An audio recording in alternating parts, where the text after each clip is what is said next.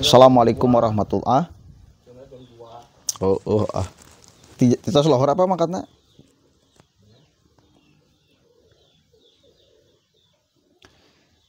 Assalamualaikum warahmatullahi wabarakatuh. Hamdan syukran lillah ma ba'du. Sahabat manusia plural yang saya hormati dan saya banggakan. Menarik sekali ini. Ada opini dari majalah Tempo. Majalah Tempo bos sudah menyoroti. Apakah ini menyoroti persoalan polemik nasab atau memang fenomena habaib? Fenomena seolah mereka punya strata sosial yang beda dari yang lain. Mestinya ini penting sekali saya angkat karena supaya sadar, supaya kita paham bahwa mental kita ini bermasalah. Satu kali lagi, bahwa mental kita itu bermasalah. Tekaop, kalau kata bahasa Sunda itu, tekaop melihat orang lain yang berbeda dengan kita. Kulitnya putih misal kita enggak, hidungnya mancung misal mereka kita enggak, badannya tinggi misal mereka kita enggak, lalu kita ilfil. Lalu kita kemudian mengagung-agungkannya, nyari untuk minta foto dengannya dan lain sebagainya. Karakter ini, mental ini adalah mental yang kurang bagus. Selama mental ini tetap ada, selama mental ini terus tidak bisa diubah oleh masyarakat Indonesia, maka selama itu kita tidak akan bisa berdikari. Kita tidak akan bisa disegani, dihormati oleh bangsa-bangsa yang lain. Karena mental kitanya juga mental lemah. Itu loh. Coba cirikan aja.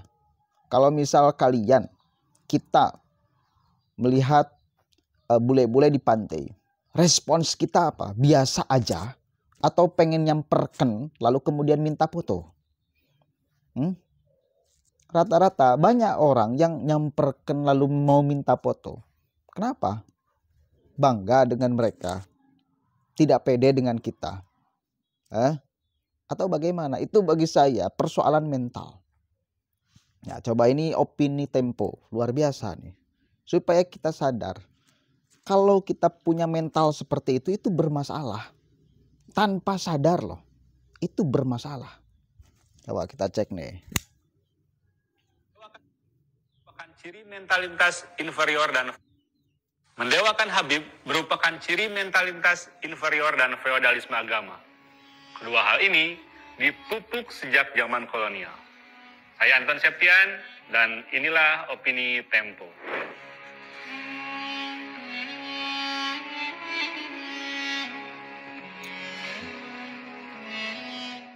Otokritik Mukhtar Lubis tentang karakter masyarakat kita dalam manusia Indonesia masih relevan hingga sekarang.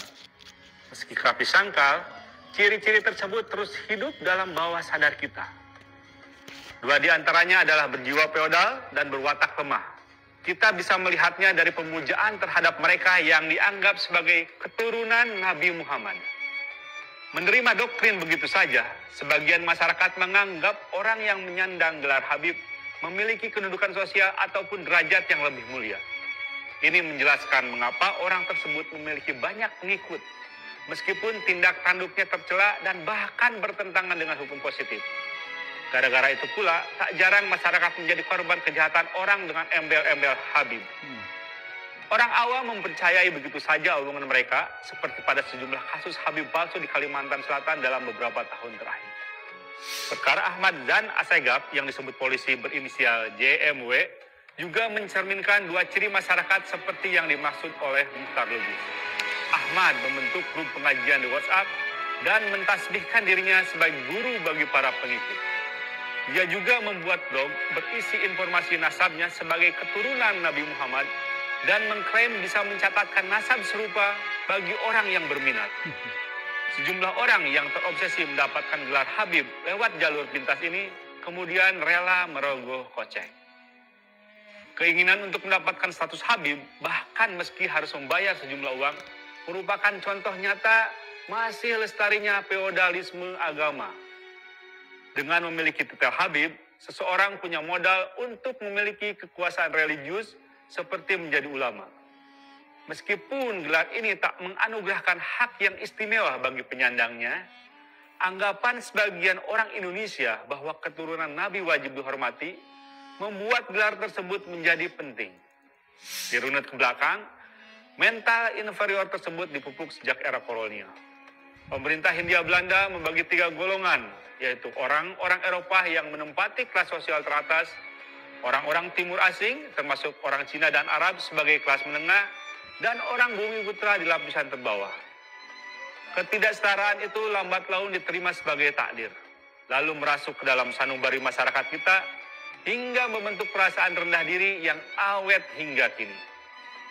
Perasaan rendah diri tersebut meminjam teori psikologi Alfred Adler, mendorong manusia untuk mengkompensasinya dengan mencari kesempurnaan yang tak dia miliki.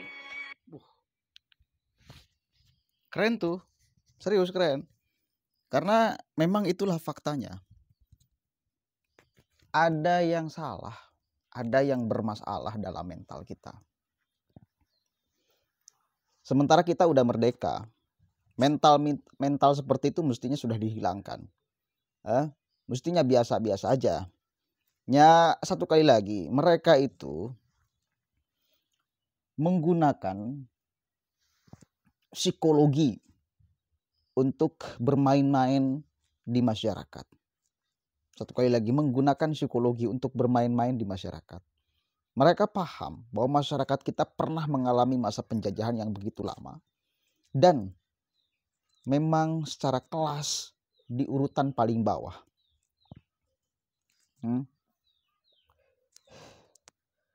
Lalu dimainkanlah psikologi itu, diaktifkan lagi seolah sedang dalam masa penjajahan dan lain sebagainya. Lalu memang ada masyarakat yang mengafirmasi, menerima meskipun direndahkan, meskipun dihina dan lain sebagainya. Lalu mereka tambah sewenang-wenang, berhasillah mereka menguasai masyarakat itu dengan doktrin-doktrin yang mereka ciptakan. Jadi ngeklop ya, doktrin mereka ciptakan bahwa mereka sebagai manusia yang berada seolah menurut kadar keimanan lebih tinggi, kelas sosial lebih tinggi, dan lain sebagainya. Ditambah masyarakat kita yang pernah mengalami proses itu menjadi kelas di bawah, diterima. Lah kita sebagai orang yang sadar bahwa ini bukan lagi masa penjajahan, bahwa tidak layak, tidak pantas kita sebagai masyarakat pribumi berada di posisi paling bawah dalam strata sosial, kelas masyarakat, bahkan sudah harus dihapuskan itu kelas sosial. Ya, kita harus punya kewajiban untuk menerangkan ini kepada masyarakat banyak yang masih punya mental itu. Lagi kita punya kewajiban untuk menerangkan kepada masyarakat, untuk mentransfer mental yang mestinya ketika berhadapan dengan siapapun biasa aja. Jangan punya mental lemah. Jangan mau punya mental direndahkan malah kita hanya tertawa. Biasa aja. Biasa aja. Banyak orang yang pada akhirnya memanfaatkan karakter kita itu sebagai upaya mereka menguasai kita.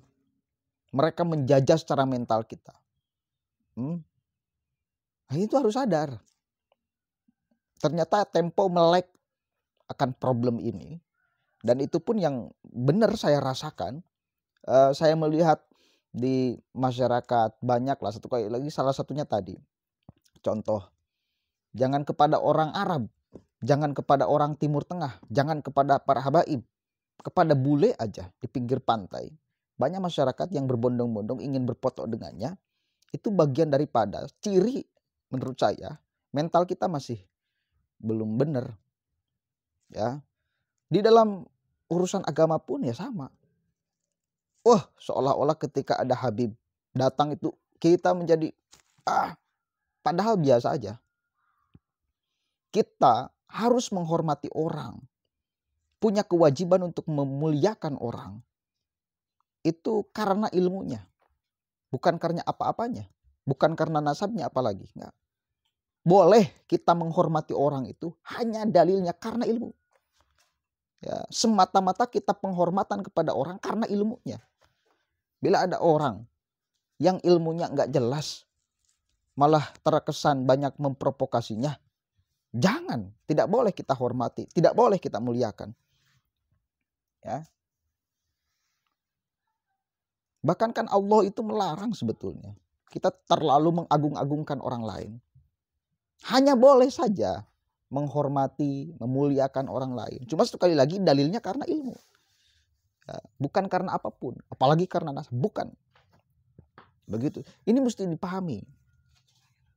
Karena disandarkan penghormatan kita karena ilmu, orang yang berpotensi mendapatkan ilmu bukan hanya satu klan itu. Semua orang berpotensi mendapatkan ilmu.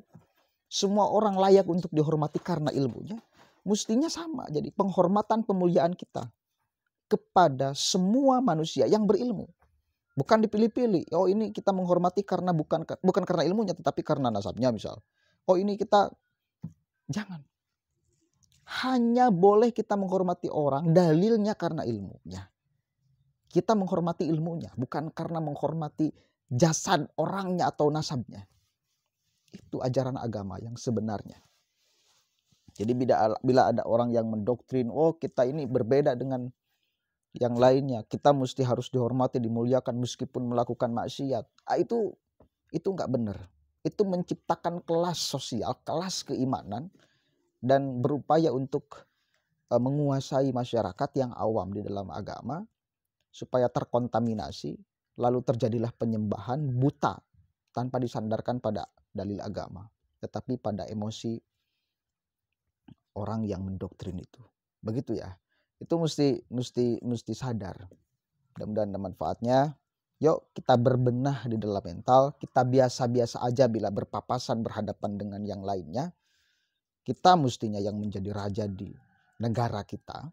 Ya, yang menjadi tuan di negara kita sendiri. Bukan orang lain. Siapapun aja orang lainnya. Mau orang Cina kek, mau orang Eropa kek, mau orang Timur Tengah kek. Siapapun aja.